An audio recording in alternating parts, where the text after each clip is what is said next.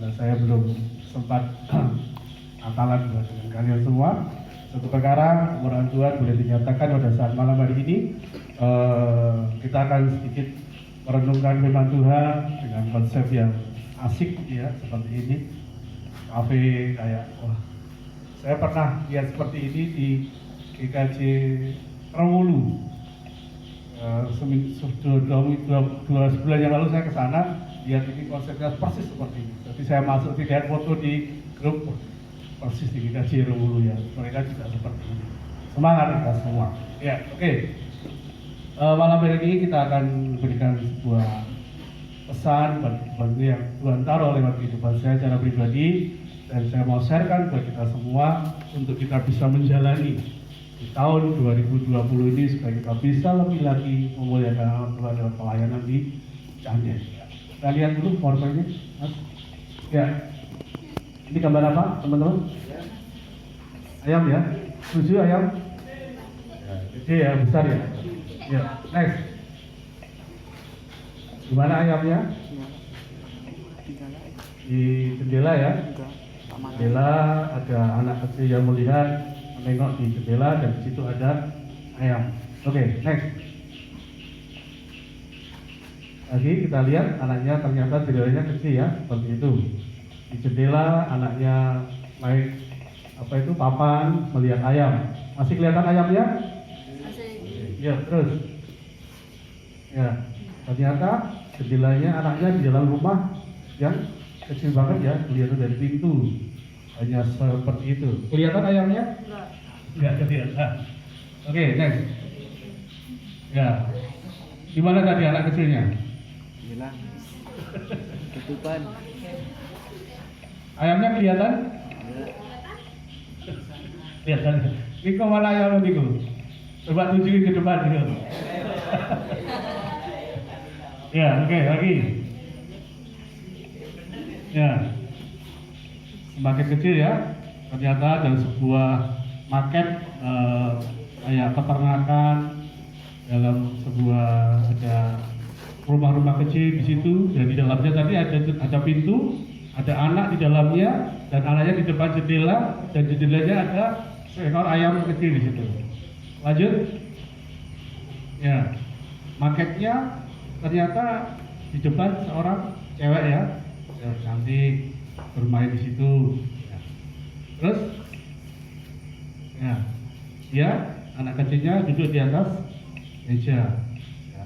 Terus, nah, ternyata itu sebuah gambar majalah, ya, yang dipegang oleh seorang tua-tua duduk santai, ya, merenung sampai saking banyaknya baca sampai ngantuk gitu ya.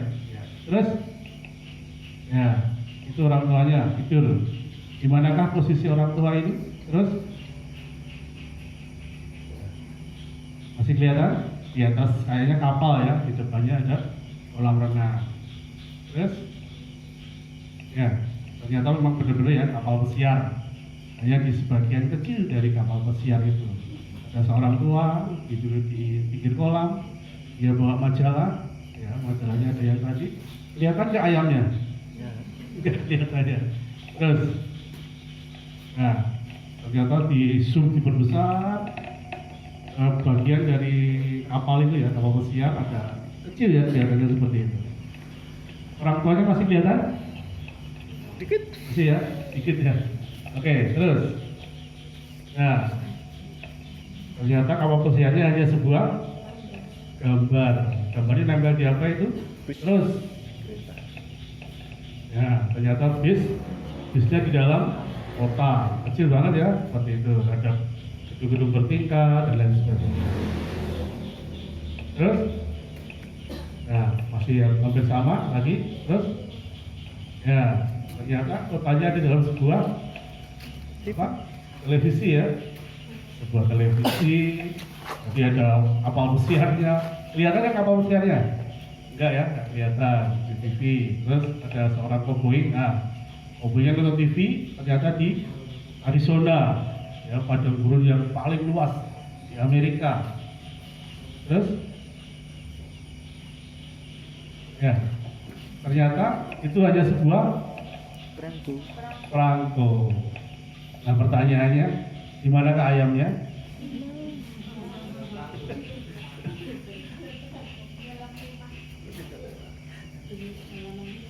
Mana aku? Suka ya.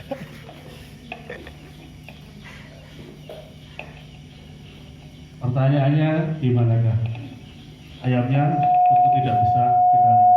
Nah,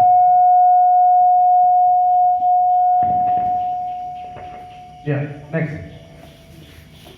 Nah, inilah saya berikan pesan yang pertama dalam kehidupan kita sebagai anak-anak pemuda, awan setelapak tangan. Sudah pernah dengar ini? Di Alkitab ceritanya di mana? Oh, LIN. Sekolah minggu, yang baru lulus dari sekolah minggu. Pernah dengar nggak ibu guru menceritakan ini? Pernah? Dania pernah? Pernah. Ya, kita akan coba ya. Awan setelapak tangan, gitu ya. Ada awan kecil di situ, ada tanah yang tandus, yang pecah-pecah, anunya, tanahnya, keringan dan lain sebagainya. Awan setelapak tangan. Ya, kita coba. Lihat, next. Ya, ini adalah peristiwa Elia di Gunung Karmel. Coba kita buka Raja-Raja pasal yang ke-18 ayat 41 sampai 46. Kelihatan ya? Ya. Ada sama-sama ya, 41 sampai dengan 46. 1, 2, 3. Kemudian Kemudian berkatalah Elia kepada Ahab, pergilah, makanlah dan minumlah, sebab bunyi deras hujan sudah kedengaran. 42. Lalu Ahab pergi untuk makan dan minum.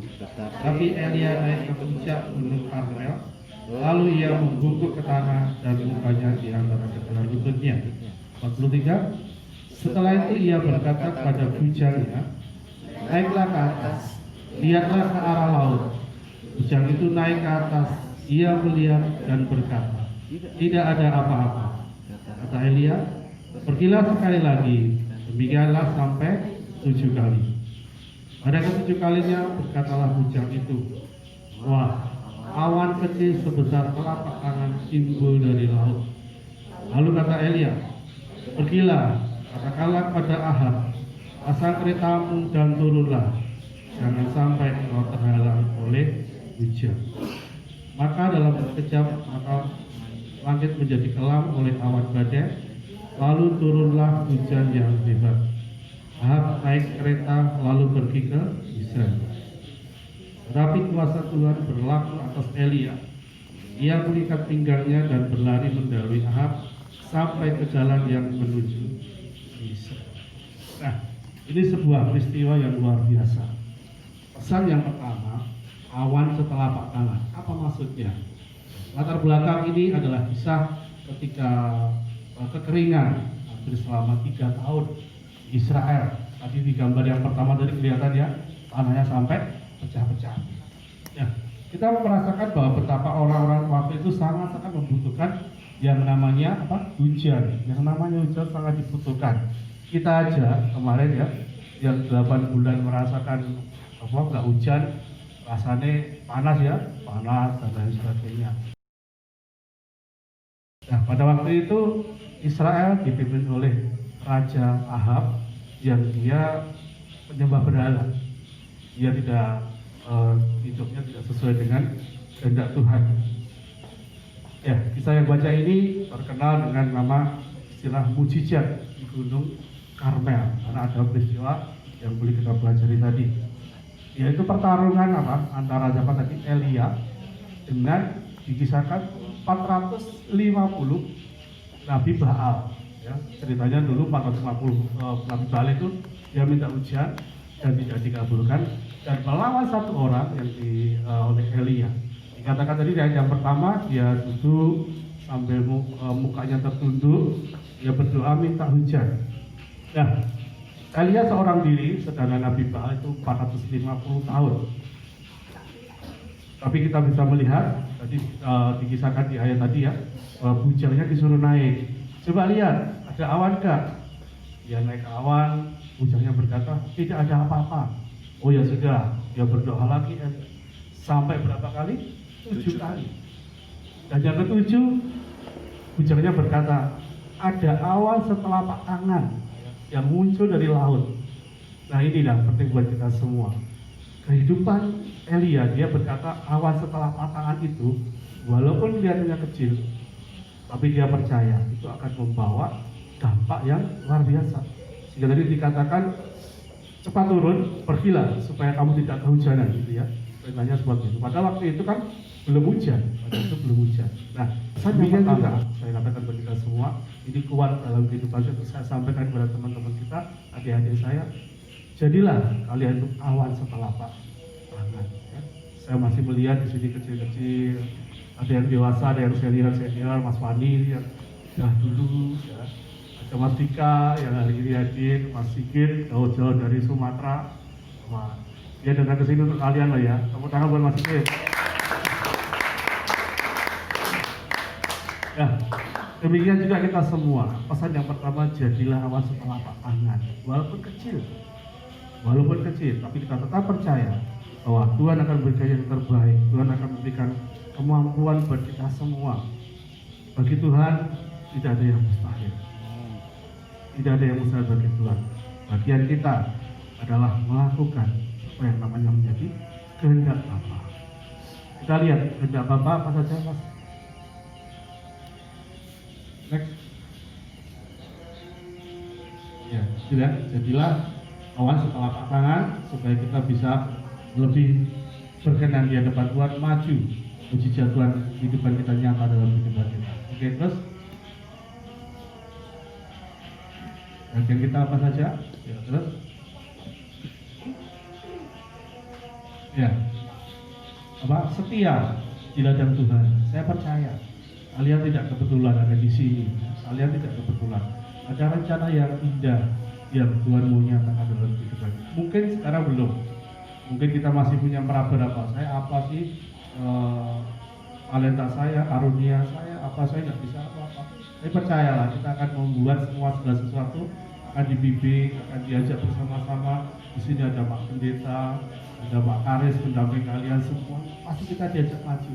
Tapi yang pasti kita harus setia di ladangnya. Nah, sekali lagi, bukan kebetulan kalian ditempatkan di sini. Oke, terus tetap antusias dalam berpelayanan. Ya. Alangkah bahagianya ya kalau kita persekutuan rutin itu, PPA rutin itu yang hadir segini gitu, tanpa kita bersuka cita, amin. Amin. Ya.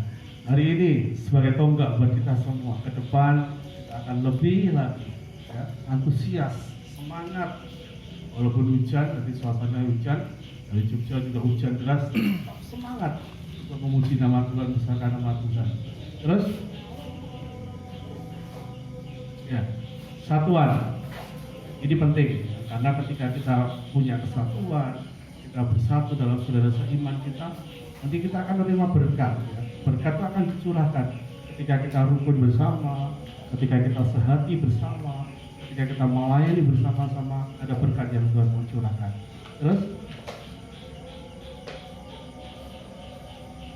ya, dukung doa, saling mendukung doa, ini juga penting buat kita semua. Di sini ada komsel ya, teman-teman komsel. Saya katakan ketika komsel selesai, harus saling mendoakan, saling mendukung apa kebutuhannya, apa masalah hidupnya, kita rasakan bersama-sama. Oke, terus. Ya, tidak menjauhkan diri dari persekutuan rohani ya. Tadi saya katakan kalau kita persekutuan segini besar itu, wah pasti rasanya semangat ya. Kita full band, wah yang main drum sih akan semangat gitu kan. Tapi nek persekutuan ngomong 5, 6 gitu kan rasanya juga rada ya. Semangat ya besok ya, kita akan terus komitmen bersama ya. Jadilah apa tadi pesan yang pertama, awan setelapak tangan. Secara manusia nggak mungkin bisa mendatangkan hujan. Tapi karena kuasa Allah bekerja dalam kehidupan kita, awan setelapak tangan bisa menjadi hujan yang lebat. Terus, ya, menjaga api. Penting ini kita semua. Biasanya kalau kita habis pulang retret, itu apinya kan gede gitu kan, semangat. Tapi kalau nggak kita jaga, lama-lama akan mati. Oke, terus lanjut. Nah, pesan yang kedua.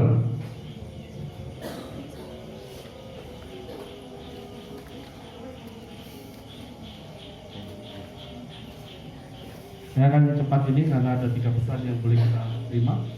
Kita baca sama-sama. 1, 2, 3. Masa lalu adalah pengalaman. Hari ini adalah kesempatan. Hari esok adalah harapan. Iya, masa lalu adalah pengalaman, hari ini kesempatan, dan besok adalah harapan. Seperti jarum jam dalam kehidupan kita semua, yang dia berputar ke kanan, dia tidak bisa kembali. Dia tidak bisa berputar kembali kecuali kita ubah dengan tangan kita semua. Nah, demikian juga kita tidak bisa membuat hidup kita kembali yang lama. Kita mau kembali ke zaman dulu kita nggak bisa. Tapi kita percaya bahwa sebenarnya masa lalu adalah sebuah pengalaman hidup kita. Sudahkah kita bisa membuat pengalaman hidup kita itu bisa bermanfaat dalam kehidupan kita semua? Saya ajak membaca dalam Mazmur pasal 90 ayat 12. Alkitab, Elektronik. HP suci, boleh? Mazmur pasal 90 ayat yang ke-12. Kita bisa baca sama-sama.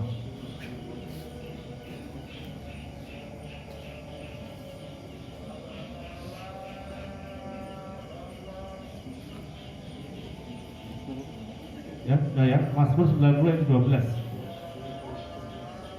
Sudah? Belum ya? Belum. Mazmur 90 ayat 12. Iya. Sudah teman semua? Yuk, bareng-bareng kita baca sama-sama ya. 1, 2, 3. Ajarlah kami menghitung hari dari kami sedemikian, hingga kami beroleh hati yang bijaksana. Ya. Ini adalah doa dari Daud ya. Ketika dia Tuhan ajar kami menghitung hari-hari.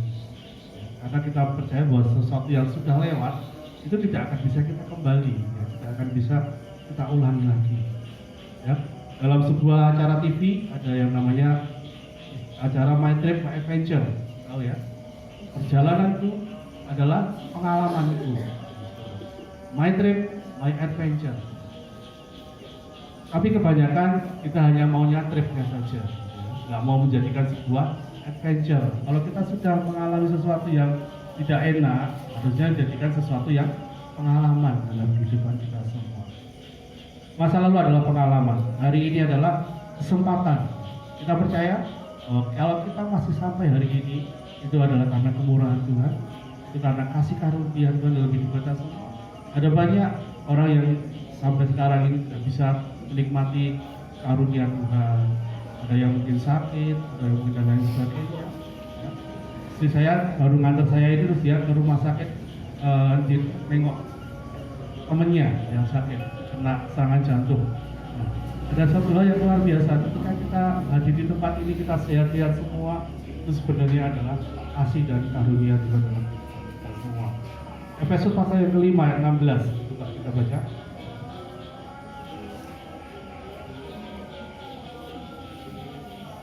Efesus pasal yang kelima ayat 16, kita baca sama-sama ya. Iya. Ya. Bareng-bareng kita baca-baca sama-sama. 1, 2, 3. Dan pergunakanlah waktu yang ada, karena hari ini adalah Jahat. Nasihat ini beri kita terima. Pergunakanlah waktu yang ada, karena hari-hari ini adalah jahat. Tadi waktu tadi loh, seperti arah jarum jam, dia berputar terus. Dan firman Tuhan katakan bahwa hari-hari ini adalah jahat. Kalau kita nggak mempergunakan waktu yang ada, ya lewat begitu saja. Ada sebuah lagu katakan hidup ini adalah apa? Kesempatan. Ya. Kalau sudah waktunya nanti kita tidak berdaya, maka kita sudah bisa menjadi berkat. Sebab itu hari ini adalah kesempatan. Hari esok adalah harapan. Kita tidak pernah tahu apa yang terjadi akan terjadi hari esok. Ya, hari esok akan terjadi apa, kita nggak bisa tahu. Seorang paranormal yang sekarang sudah meninggal, tahu yang namanya Mama Lore, ngerti ya? Dia nggak bisa menembus tahun 2020. tahun 2020 dia nggak bisa nembus, katanya apa, gelap gitu ya. Hanya satu yang bisa menembus, siapa namanya? Ini guyonan. Hanya satu yang bisa menembus, namanya siapa? Mama siapa? Mama Lemon. Kamu tangan buat desa.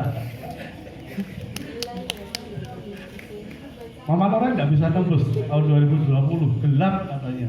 Tapi hanya satu orang, Mama Lemon, yang bisa membuat sesuatu yang gelap menjadi bright, menjadi cemerlang, menjadi putih, gitu kan? Itu guyonan. Ya. Tapi kita percaya, sebagai umat percaya di hadapan Tuhan, kita membaca ya Yeremia pasal 29 ayat yang ke-11. Ini penting bagi kita semua. Bukan Mama Lemon, tapi ini Alkitab yang berbicara. Yeremia ya, pasal 29 ayat yang ke-11.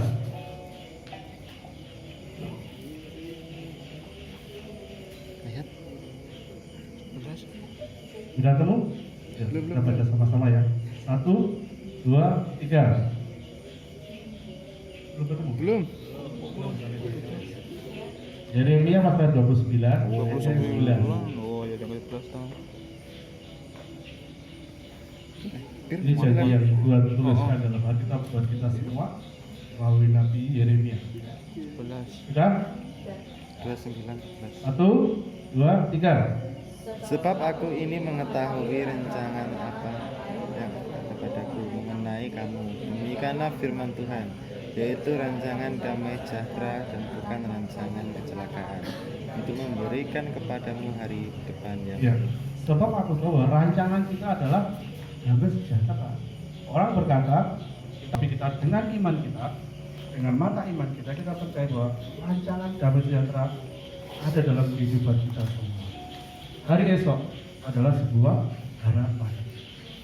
Kita percaya itu dan kita harus imani bahwa kita ketika untuk menghadapi sebuah harapan itu mengapa hari esok kita harus mengalami yang namanya musim padang gurun, gitu ya. Harus namanya musim padang gurun, lewati ini masalah, ini belum selesai, ada lagi masalah muncul dan lain sebagainya.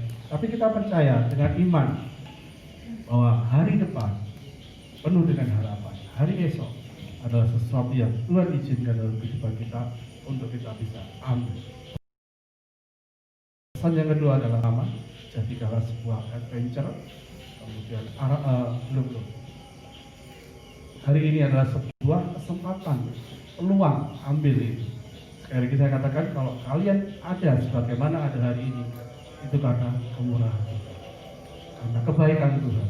Yang ketiga, hari esok adalah sebuah harapan. Itu pesan yang kedua. Yang terakhir,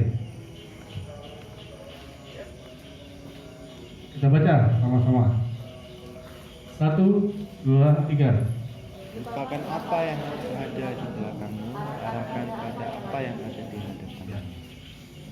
Filipi pasal yang ketiga ayat yang ke-13. Kita baca sama-sama. Filipi pasal yang ketiga ayat yang ke-13.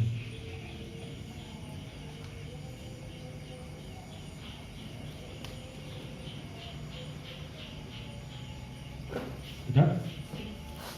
Nah, sama-sama kita baca. 1, 2, 3. Saudara-saudara, aku sendiri tidak menganggap bahwa aku telah menangkapnya, Tetapi ini yang kulakukan. Aku melupakan apa yang ada di belakangku dan mengarahkan diri kepada apa yang di hadapanku. Oke. Surat ini ditulis oleh Rasul Paulus untuk jemaat di Filipi, kota Filipi. Paulus, kita tahu nama aslinya siapa? Saulus ya. Paulus. Kita tahu bahwa kehidupan Saulus sebelum berubah menjadi Paulus, dia sesuatu yang tidak berkenan, jelek, negatif dalam kehidupannya. Tetapi semenjak dia mengalami encounter, ya, perjumpaan pribadi, ini penting buat kita semua. Perjumpaan pribadi dengan Tuhan, maka sesuatu akan diubahkan. Secara manusia pada waktu itu mungkin Saulus seseorang yang ditakuti, orang aja mungkin gemetar. Tapi ketika dia mengalami yang namanya encounter, ya, perjumpaan pribadi dengan Tuhan, ada sesuatu yang Tuhan rubah bagi kita semua. Nah, awal tahun ini menjadi sebuah momen untuk kita, apalagi encounter bagi kita semua. Nanti mungkin kita bisa ambil waktu untuk prosesi dan lain sebagainya yang sudah disiapkan oleh panitia, para pengurus. Kita belajar dari situ. Dari malam hari ini nanti kita juga merasakan bagaimana ada sebuah perjumpaan pribadi dengan Tuhan dalam kehidupan kalian pribadi, lepas pribadi, itu akan mengubah kehidupan. Saulus dirubahkan dalam kehidupannya. Nah, mungkin selama ini kita melenceng dari hadapan Tuhan. Tentu nanti kita sudah dikasih ya, semua dikasih kertas tadi ya sama sudah dikasih ya. Ya, nanti tulis saja mungkin pelanggaran atau mungkin kekurangan saya apa, tulis. Kemudian selama ini saya yang seperti ini gimana, tulis. Dan kita akan bakar bersama-sama. Kita akan buang bersama-sama seperti yang dikatakan ya. Aku melupakan apa yang ada di belakangku. Ya. Semua yang di belakang kita yang tidak baik-baik kalian nanti tulis supaya kita bisa lebih lagi fokus ke depan. Ya. Kemudian nanti kita juga akan menulis harapan. Ada pohon harapan yang sudah disiapkan di situ. Kalian boleh berkata untuk ke depan seperti apa yang saya inginkan, yang saya rindukan dalam setahun ini loh ya, dalam tahun ini. Jangan sampai nanti yang kita mintanya yang harapannya yang muluk-muluk gitu ya. Mungkin baru semester 1 minta, Tuhan saya ingin tahun ini saya lulus gitu kan. Tadi belum, kalau yang kuliah kan masih panjang seperti itu. Jadi harapan-harapan yang kalian inginkan, Tuhan sertai dalam kehidupan kita. Nah, hari ini nanti kita saatnya kita akan ambil waktu yang baik, kita ambil sesuatu yang indah di hadapan Tuhan. Sekali lagi saya katakan tadi ya, Saulus itu mengalami encounter dalam kehidupan kita semua. Dan kalau Saulus bisa, tentu kalian juga bisa. Tentu kalian bisa mengalami yang seperti itu. Hanya apa? Yang penting kita berserah, kita mengandalkan ini hadapan Tuhan supaya kita bisa mengalami yang namanya perubahan. Kita percaya bahwa kesalahan-kesalahan yang masa lalu jangan sampai itu mengintimidasi kehidupan kita semua. Oh kamu sering gitu, oh, kamu aja masih seperti itu, kok mau melayani. Jangan sampai seperti itu. Kita percaya, dikatakan ya, lupakan apa yang ada di belakangmu. Lalu apa? Arahkan pada apa yang ada di hadapanmu. Supaya kita bisa bersama-sama lebih lagi bersama-sama melayani Tuhan Yesus ke depan. Pesannya ya, ketiganya, jadilah awas telapak tangan dalam kehidupan kita semua, walaupun kecil, semangat ya, walaupun kecil, semangat. Sesuatu yang kecil bisa berdampak besar dalam kehidupan kita. Yang penting kita setia. Lalu, jadikanlah hidup ini sebuah pengalaman, hari ini sebuah kesempatan, dan hari depan adalah sebuah harapan. Lalu, lupakan apa yang ada di belakangmu dan arahkan pada ke depan supaya kita bisa menjangkau hidup kita. Itu yang menjadi pesan bagi kita semua. 3 ini camkan untuk mendasari kita memasuki tahun 2020. Kita bisa melangkah dengan tenang, dengan semangat untuk menjalani hidup kita. Oke, silakan catat dulu. Mencatat apa tahun harapan dan